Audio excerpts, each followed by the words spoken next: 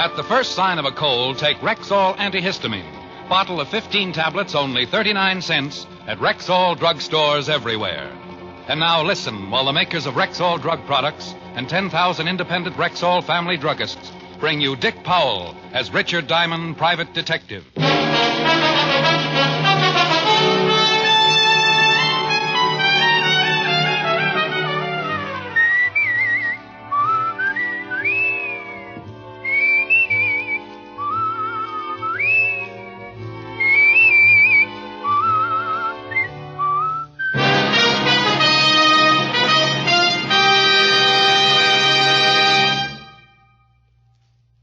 Good health to all from Rexall.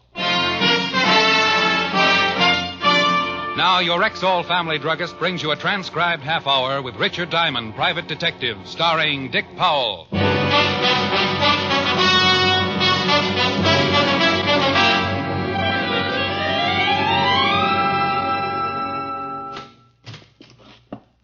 Mr. Diamond? Yeah? What's the matter? You got to do something for me. Hey, you're hurt. Yeah. Hey, now take it easy. Sit down. Oh, no, you got to listen to me. You're bleeding all over the place. I'll call the doctor. No, please wait. But look, I've been knifed bad. I don't think I've got much time. Here, take this. They're right behind me. I'm going to call the doctor. No, listen. Key or west. Get envelope to the... Oh. Hey, you. Oh, no. The man, whoever he was, had toppled over on his face and was very dead. He handed me a plain white envelope, sealed with no address on it. I went over to my desk to put in a called homicide when I heard someone moving around in the hall. I turned and saw the shadow of a man silhouetted against the glass section of my office door. I grabbed a pen and hurriedly scribbled the address of Lieutenant Walter Levinson, 5th Precinct Homicide, on the envelope, stuck a stamp on it, then headed for the hallway. I was about to open the door when the shadow was joined by another one. They opened it for me. Excuse me, gentlemen. Wait a minute. We want to ask you... Later. I got to mail a letter. Hey, stop him! Don't let him mail that thing! They were both big men and could run. I beat them to the mail chute by a split second and dropped the envelope.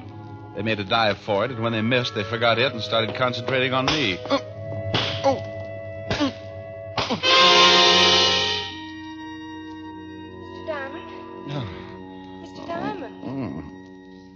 Mr. Diamond, please try and sit up. What in the world happened to you? Oh, where are your wings, honey? You look as though someone had beaten you up. No, don't be silly. It's the latest thing. Hey, I'm back in my office. I found you lying here. You want me to call a doctor? No, call homicide. Is someone dead? Certainly. That guy right over... What guy? Oh, dandy. Well, honey, there was a guy. In fact, he was lying just about where I'm lying, and he was dead. Look, you can see the blood. I thought that was your blood. Oh. Well, rather than try and convince you, maybe you'd like to tell me why you came up to see me. Well, my name's Nancy Lang. I want to hire you. To do what? I'm giving a big party tonight, some very wealthy guests. I just want someone around to keep an eye on things. Well, I'd like to help you, but I've got a bit of a problem with a missing body. Oh, well, that's too bad. I was prepared to pay you $500 for the evening. $500? Oh, well, so a body gets lost. Who wants to hunt a corpse when he can attend a perfectly good party?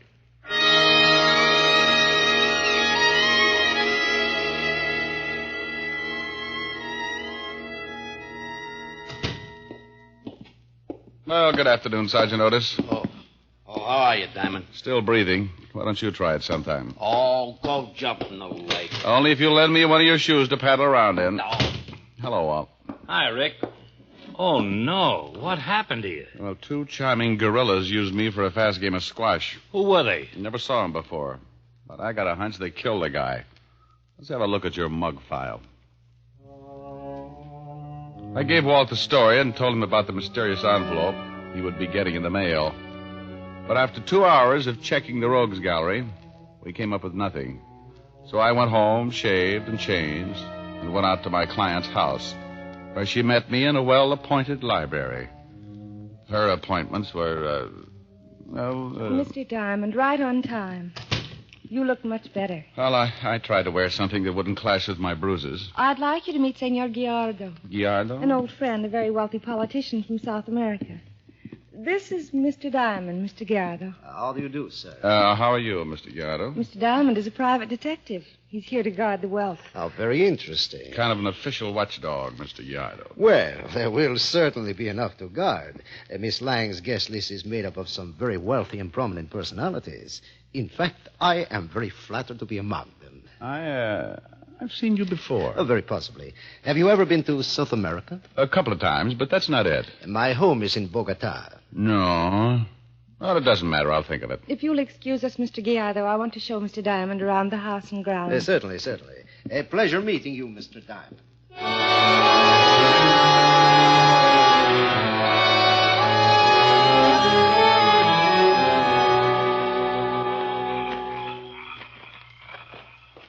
The house was my father's. He died several years ago. He used to love this garden. It's beautiful. Smell the jasmine? Yes. What made you become a private detective? Oh, I don't know. I make a pretty good living. My own boss. I was a cop for a long time. I like to work. And that's quite a fountain. Trying to give Rockefeller Center competition? It looks beautiful with the lights on. There.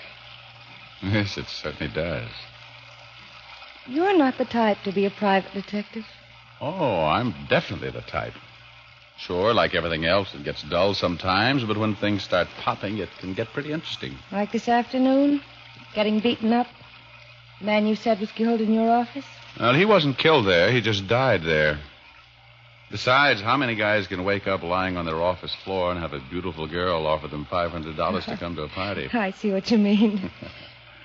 Don't you think you'd better get back? Your guests are probably arriving. Yes, I'll switch off the fountain lights. Don't you leave them on. Your guests would love it. My father used to sit and watch it for hours. I don't like to show it to everyone. Kind of like a part of the garden died.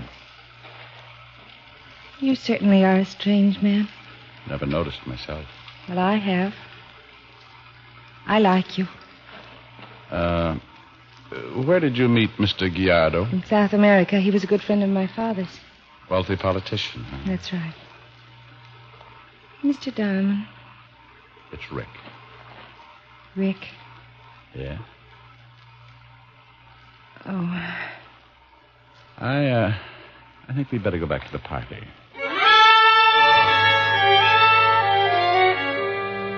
I'm a fairly normal guy. Nancy was a very exciting girl. And the kiss in the garden was as nice as anybody could ask for. But there's one thing I do pride myself in, and that's a certain lack of stupidity. There was something wrong, nothing I could put my finger on, but I sensed it. Like being lost in a dark room with a loose high-tension wire.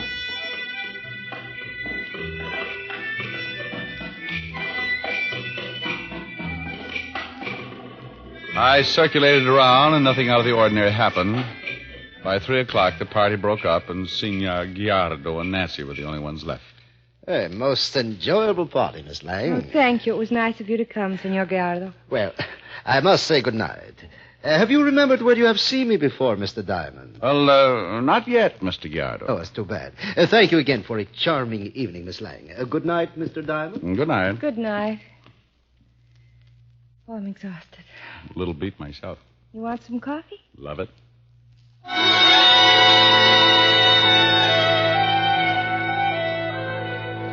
We had some coffee, and Nancy drove me home. I kissed her goodnight and left with a promise to call. As I reached my floor, I could hear my phone ringing. I opened the door and stumbled into the biggest mess I'd seen in a long time. My room was a wreck. Someone had torn it to pieces. Yeah? Diamond? It's 3:45 in the morning. What do you want, Fatty? We fished a body out of the river about an hour ago. Died from a knife wound in the back. Did he fit the description of the guy who died in my office? This one didn't fit any description. Someone was very careful to fix his face so we couldn't identify him. Check his fingerprints? You're playing around with some pretty gory individuals. They amputated his fingers. Oh. Somebody's given my room a good going over. Really took it apart. It's an odds-on bet they were after that envelope. Now, when you get it tomorrow morning, give me a call. It might tell us everything we want to know. Okay. Walt, you ever heard of a man named Gallardo?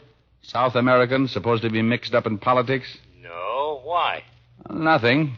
I met him at the party tonight, and Hey, what's the racket? You met this guy at a party, and what?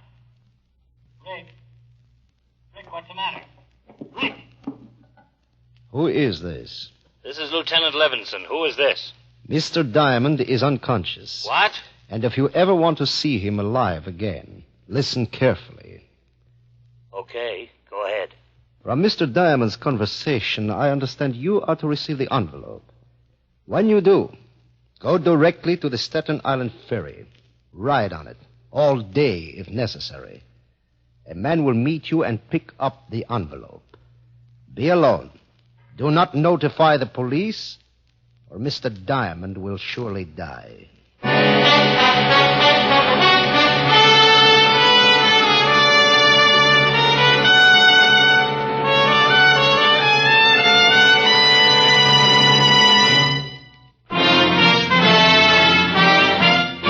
And now back to tonight's adventure with Richard Diamond, Private Detective, starring Dick Powell.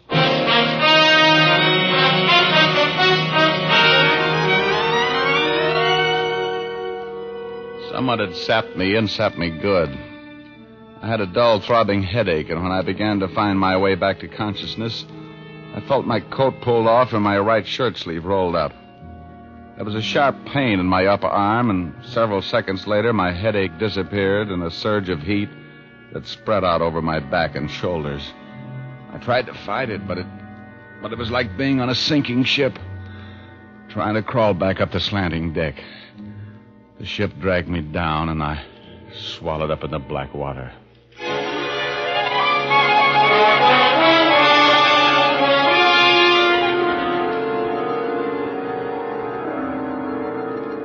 The next thing I remembered was a blinding circle of light overhead, like the sun if you were looking at it through a sheet of wrinkled cellophane. I shut my eyes, and I could hear voices, far off, hollow, not making much sense. The light hurt my eyes, but I couldn't seem to shut it out. So I tried to relax and wait, give the drug time to wear off.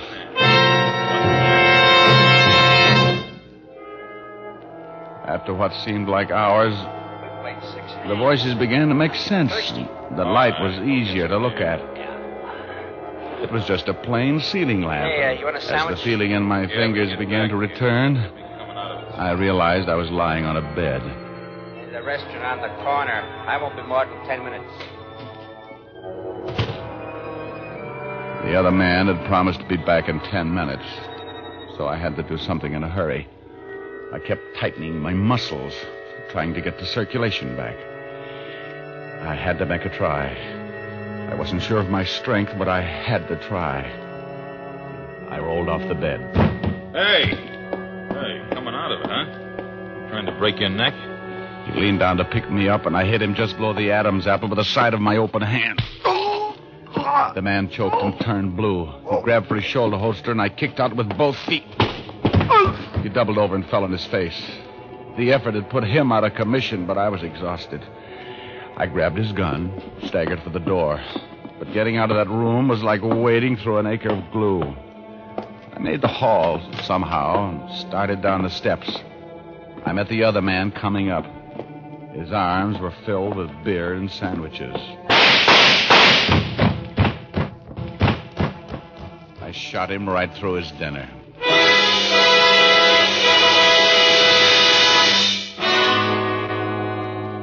Feel better? Yeah, Walt. A little more coffee, huh? You really had a rough time. They pumped you full of this stuff. Yeah, I'm amazed. I was out nearly 14 hours, huh? Yeah, you lost a whole day. How you managed to get down here, I don't know. I guess I'll never know. Drink your coffee. Yep. And, you gave them the envelope, huh? Yeah, about an hour before you staggered into the station. I rode that ferry all day. 5 o'clock, a man came up to me, and I gave him the envelope. Oh, I was smart. I had 3 men on the ferry and 3 men at each landing to tail him. He was a little smarter. He took the envelope, stuck it in a waterproof case, and jumped overboard. Fast speedboat picked him up. No identification on the guy I shot? No record. Nothing on him by the time we got there. What did the other guy look like? I was so punchy I couldn't tell much. He'll have a sore throat for a long time. But they were the ones who beat you up yesterday at your office. They were. When you feel like it, I want you to take a look at that guy we dragged out of the river. See if you recognize his clothes or anything. He just might be the one who died in your office. All right. Now, what was in that envelope? Well, I had a photostat made before I took it to the ferry. Looks like part of a map. Here. So this is what's caused all the trouble. Boy, it must be worth a lot. Can you make anything out of it? Water, section of land, and here's a longitude reading, but no latitude reading. Probably on the other half. I wouldn't doubt it. Well, I've got a hunch about this. I want you to send Otis over to pick up Nancy Lang, then take me over to the newspaper office and help me look at the files for something on a man named Gallardo.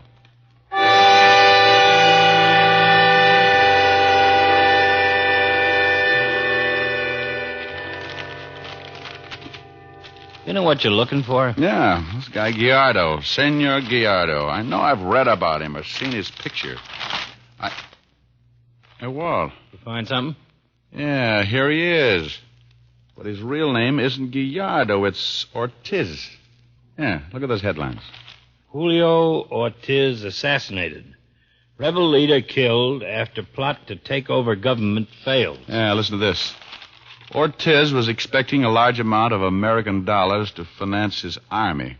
Although the rumor is not confirmed, it was reported that Ortiz shipped $1 million in gold bullion to someone in the United States.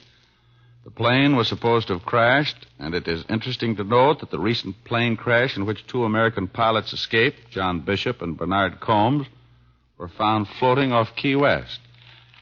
Key West? Holy smoke, that's what the guy in my office tried to tell me. He said Key West before he died. Hey, Walt, don't you see? Ortiz is still alive. Maybe those 2 pilots double-crossed him. He hid the gold. That's what that map is all about.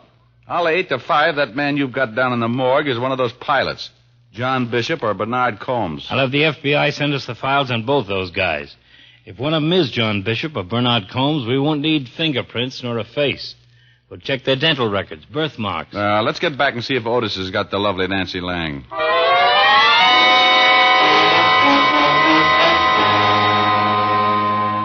That's right, Lieutenant. She ain't in town. She's gone on a vacation, her butler said. Did he say where? No, he said he didn't know.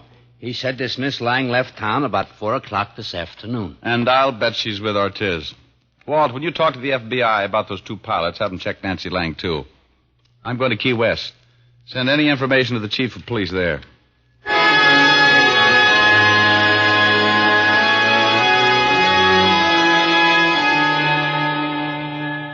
Well, I'm glad to know you, Diamond. We just got a teletype from a lieutenant identifying the body. It was Bernard Combs, one of the pilots. Well, here's the half of the map. Tell me, does that look like any section of coastline around here? Well, now, that's hard to say. I'll have it checked. You ever heard of a man named John Bishop? He's the other pilot. Oh, sure. When them 2 boys was found floating around, they brought them into Key West. Mm-hmm. They was in the hospital here a couple of days. Bishop still lives in Key West. Well, I hope so. He may have died here very recently. And you think this here Ortiz is in Key West, too? I'll bet on it. He wants the other half of that map and may have it by now. He's got to go after that gold. You'll need a boat and some diving equipment. Well, what makes you think the gold's in the water? This map's got a shoreline, too. Well, those 2 pilots couldn't carry $1 million in gold bullion. It either went down with the plane or they dumped it and then bailed out and let the plane crash. Well, I'll get Bishop's address. We'll go over there and have a talk with him.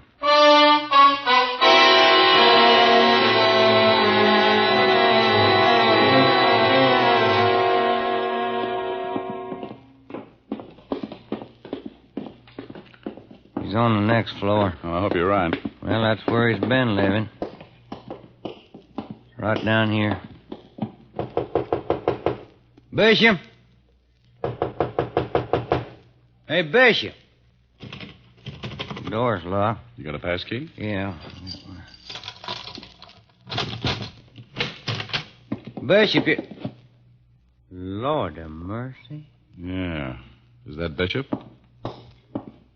Yeah, that's him. Boy, he sure is dead.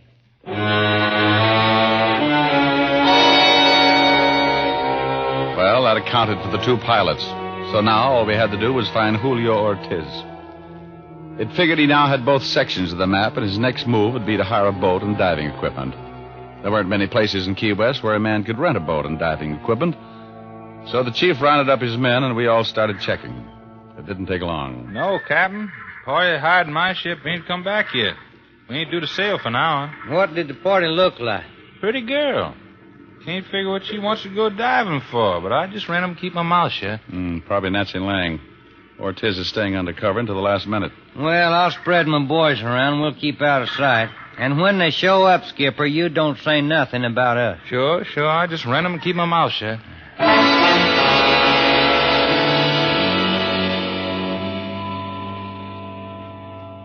About ready for that boat to sail. Well, they'll wait till the last minute. Just imagine $1 million in gold, just like a pirate story. Not enough killings mixed up with it to be one. Hey, hold it. That them?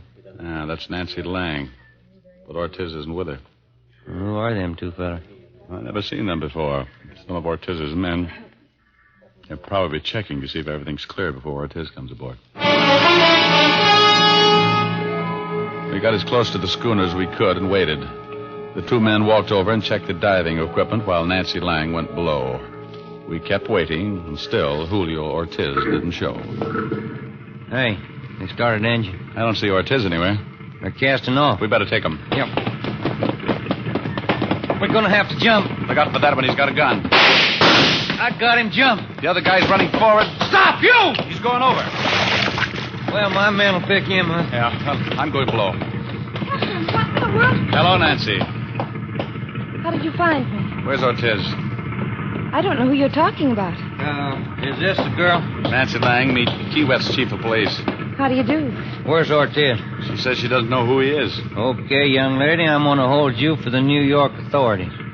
Hold me for what? Murder. John Bishop and Bernard Combs, and we can make it stick. It might go easier on you if you tell us where Ortiz is at. I still don't know any Ortiz. Gallardo, the man I met at your party. That's ridiculous. Now, look, we know all about the gold. You don't have a chance of raising it, and eventually we'll get Ortiz. Yeah, we're back at the dock. If you don't help us, Nancy, it's pretty sure you'll get life for complicity. And if I do help? I can't promise a thing, but it will make a difference with the court. Julio's waiting 10 miles down the coast. We were to pick him up, then go out and raise the gold. He has the map? Yes. I'll tell the skipper to shove off again. We'll sail that 10 miles and grab Ortiz. What's your connection with Ortiz, Nancy? He's my husband. A dozen police officers came aboard and hid below decks. The skipper put out to sea and sailed parallel to the coast. Nancy told me all about her husband and his history as a rebel leader in South America. I was stranded in South America with a show that folded. I married Ortiz. After the gold was lost, he faked assassination and came to the United States. We located the two pilots. My husband was suspicious, so I played up to the one who came to your office. I got him drunk one night, and he told me about the gold and his half of the map. We've gone to 10 miles. I'm glad it's over with. I see a man standing on the beach. Mr. Diamond. Yes? I was supposed to lure you into that garden. Figured. What I said at the fountain. I really... Oh, forget it. Yeah. No sense making it any tougher.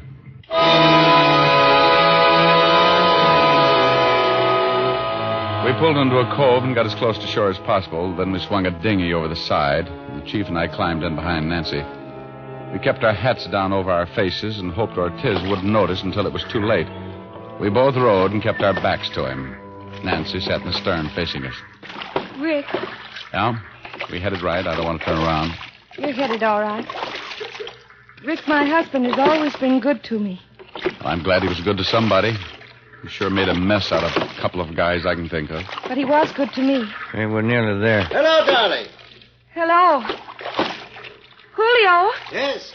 the police are with me. Why, you stupid little... He's running for it. Stay with the girl. Let him go. My men will pick him up. I got a score to settle. Ortiz, stop! Okay. Well, that makes the assassination permanent.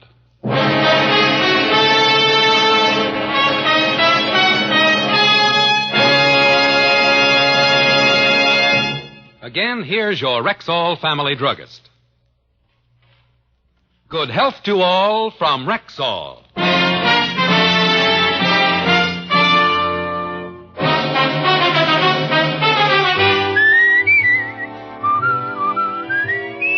Richard Diamond, Private Detective, stars Dick Powell in the title role and was written by Blake Edwards with music by Frank Worth. Dick Powell may currently be seen in the Metro-Goldwyn-Mayer production, Right Cross, in which he co-stars with June Allison and Ricardo Montalban. Featured in tonight's cast were Barton Yarborough, Barney Phillips, Virginia Gregg, Wilms Herbert, Arthur Q. Bryan, and Lou Krugman. Richard Diamond, Private Detective, is transcribed in Hollywood by Jaime Del Valle.